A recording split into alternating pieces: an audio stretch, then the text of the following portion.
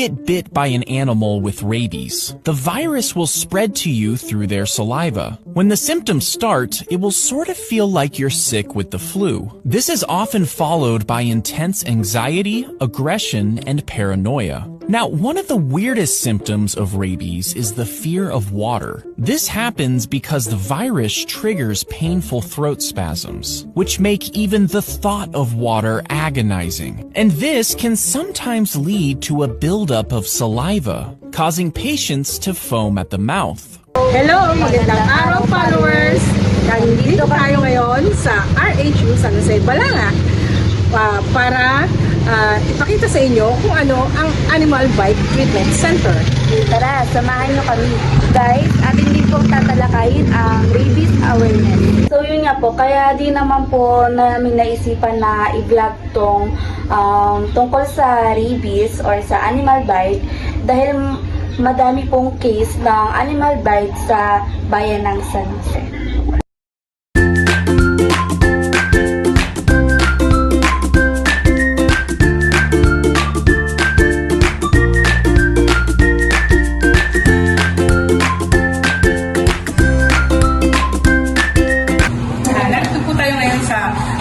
San Jose, Balanga City, para po sa Animal Bite Treatment Center.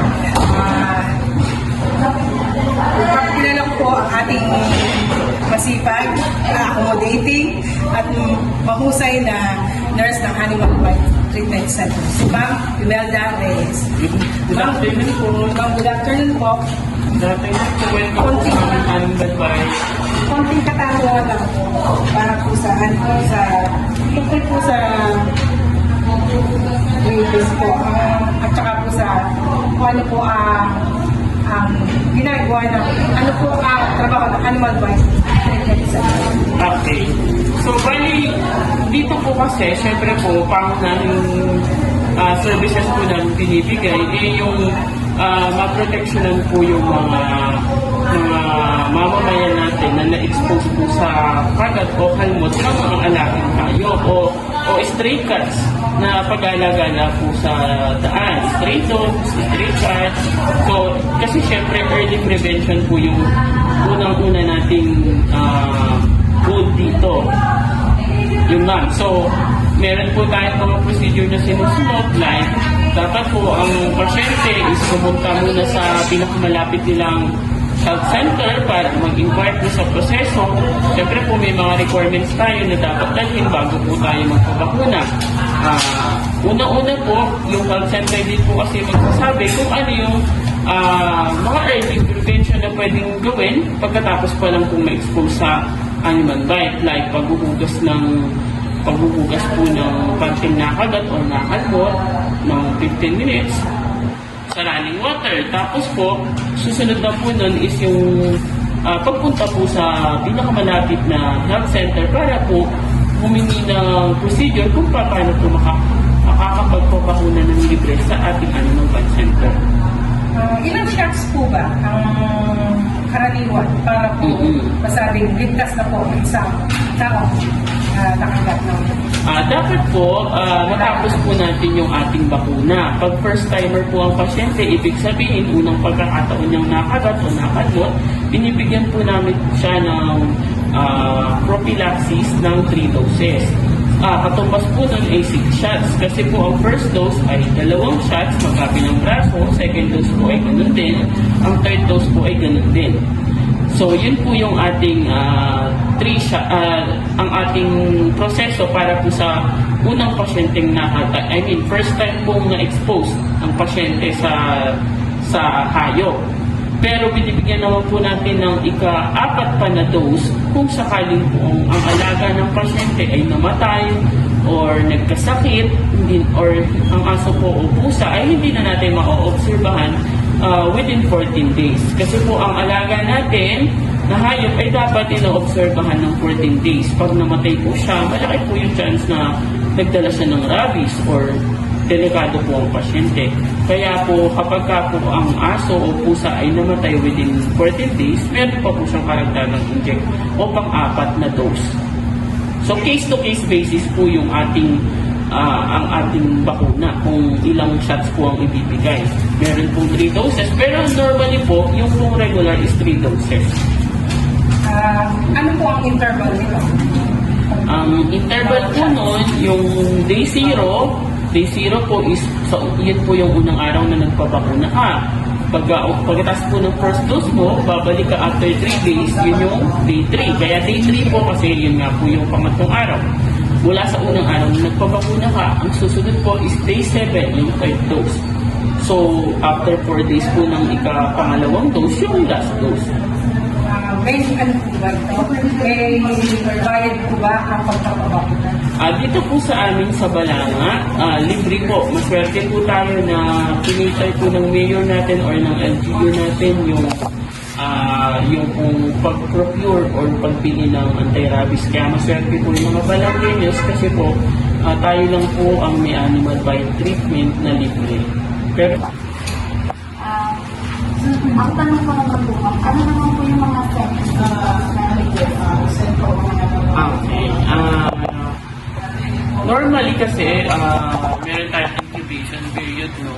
Usually lumalabas yun during the first phase, yung parang 1 to 2 weeks.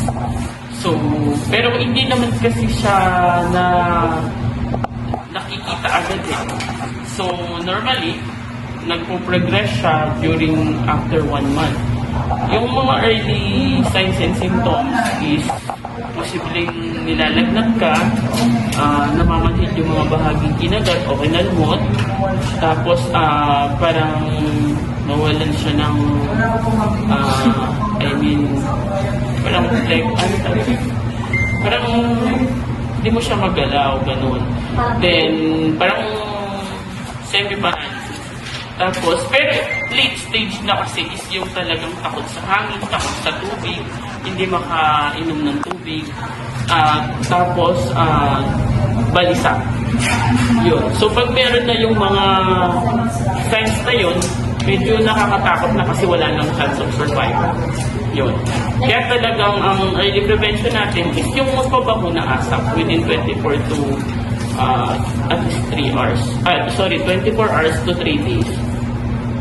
Ano naman po mangyayari kung hindi niya po tapusin ang pagpapabakuna? May protection siya sa ilang dose na nakuha niya, pero hindi po makakagaranti yun na makakaligtas siya. Kasi po, ang bawat bakuna natin, hindi naman tumatalag pagka-inject pa lang. Tumatagal pa po siya ng 2 weeks bago po siya tumalab sa katawan natin. Yung tanong ko na, parang, di ba kapag hindi po natapos, parang magbaback to zero po? Hindi po all the time nagbaback to zero tayo. Case-to-case basis pa rin po. Kaya po ang talagang animal bite nurse natin is naka-train. Train po talaga. Kasi hindi po tayo basta, may mga case po tayong inaaral muna bago po bigyan ulit ng panibagong protection yung pasyente. Hindi po dahil hindi niya tinapos, ulitin na. Case to case, depende po sa case niya. Ano bang ginawa niya? Bakit di niya tinapos? Gaano ba katagal na yun? Kasi kung for example is tumagal lang naman siya ng 1 month bago niya hindi tinapos yung last dose niya, pwede pa pong i-continue yung case to case. Pero kung 6 na buwan bago tinapos niya yung ito 7th day, yun, depende po sa doktor. So, yun po yung case-to-case scenario talaga. Next, ano po ang pinakamagandang gawin para sa Siyempre, lagi namin ina-advise yung responsible pet ownership. Yun nga, dapat pabakunahan nila yung alaga nila at least once a year. Kasi kung ang kanilang alaga, pusa't aso, ay may bakuna once a year, 2 consecutive years lang naman sila magbabakuna, protected naman yung kanilang alaga kahit makakagat at kalmot yun. No need magpabakuna po nung na-expose, lalo na po kung nasa bahay lang naman yung aso pusa. So yun po yung number 1 na responsible ng pet owner. Pangalawa, kung hanggat maaari po nasa bakuran, italin. Lalo kung isang compound lang kayo ng kapitbahay mo, wala kayong bakuran, italin. So yun po yung mga responsible ng pet owner. Kasi po, pagka po ang aso natin nakakagat, panalaguan po natin yun. kailangan po sagutin nyo ng pet po. Na po.